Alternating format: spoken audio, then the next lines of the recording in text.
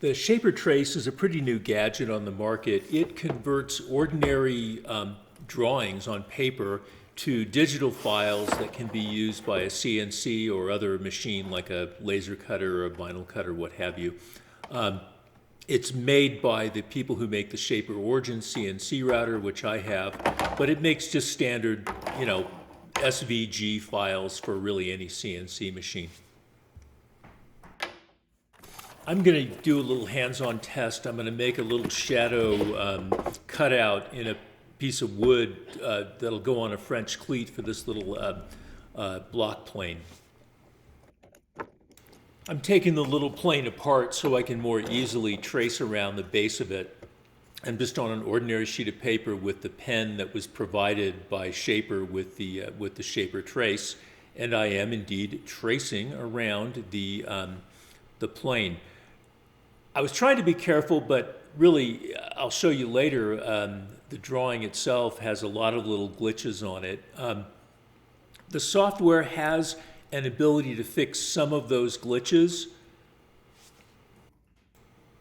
So when I'm doing a drawing, I find it hard to be super precise. And even though the software fixes some of those issues, it's not going to fix them all. And so I think if you want a super precise file, for some critical CNC cutting, you're still going to want to use the computer to draw a file that you can measure and know that it's exactly the right size. But if you want kind of a handmade look, or if it's something that just really isn't super critical, like this is just going to be on a little French cleat to store this plane, I don't care if it's exact or not. The Trace is a really fast and easy way to do that. Okay, here's my final drawing, and it's by no means perfect. You'll see some little glitches when the camera comes in a little bit closer. The Trace software is going to fix some of that. So what you do is you load the Trace software on your phone. It's just a web-based app. It's really easy to do. And you give the Trace app permission to use your phone's camera. And then you point it at the frame.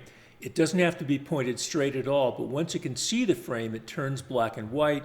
That's ready to capture. You push the button like you're taking a picture. It automatically straightens out the drawing without having to hold the phone straight.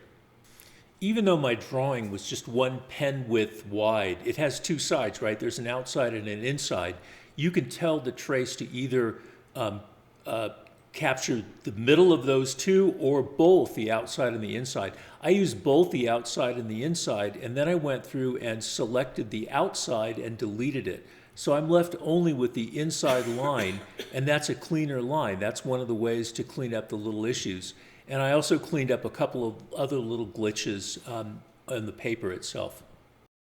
All right, once I'm happy with what I've selected, I give it a name, and I'm going to tell it to save that file to my Shaper files. Those will automatically sync with my Shaper Origin CNC router.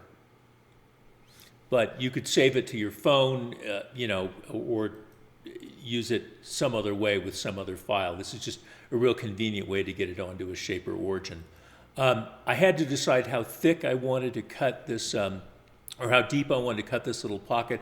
I think it's 5/32, and I'm just going to have a little shallow pocket for the tool to rest in. This is the screen on the Shaper Origin. I'm going to import the file I just made. I think I called it block plane shadow or plane shadow, something like that. I need to rotate it 90 degrees to fit on the board.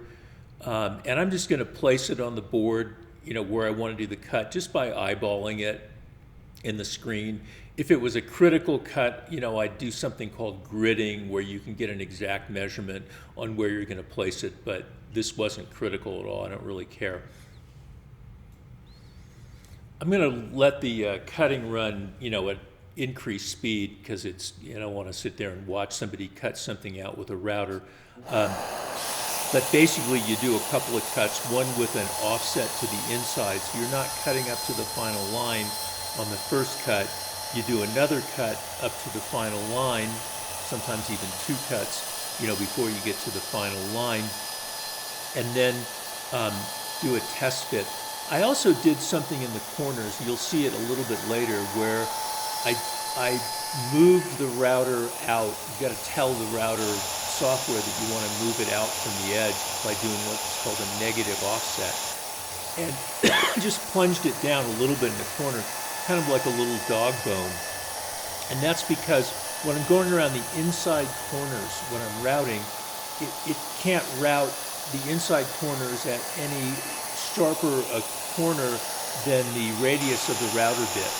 And that might not quite fit the plane in those little tight corners.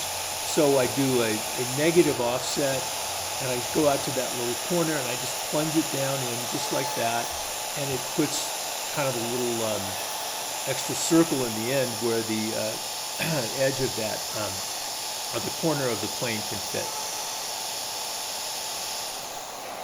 I've also got to tell you, when I went to test fit it, it actually was a little bit too small, and I think that's because the plane itself had a rounded edge. So when I was, holding the pen at an angle, it was kind of going inside that rounded edge, and so I actually had to recut, which is, it's fine. It's not a problem at all. You just give it a little bit of an offset and tell it you want to cut slightly bigger in order to make the plane fit. And you'll see in a second where I try to fit it in there and it won't quite fit. But easy to fix. I just, once if you haven't moved the board, you just tell the router, hey, I want to do an offset and make that hole a little bit bigger so it fits. Here I'm going to show my excuse for why it was too small. Those rounded edges, I think the pen just sort of fit in around those rounded edges and just made my drawing a little bit too small to fit the widest part of the plane body.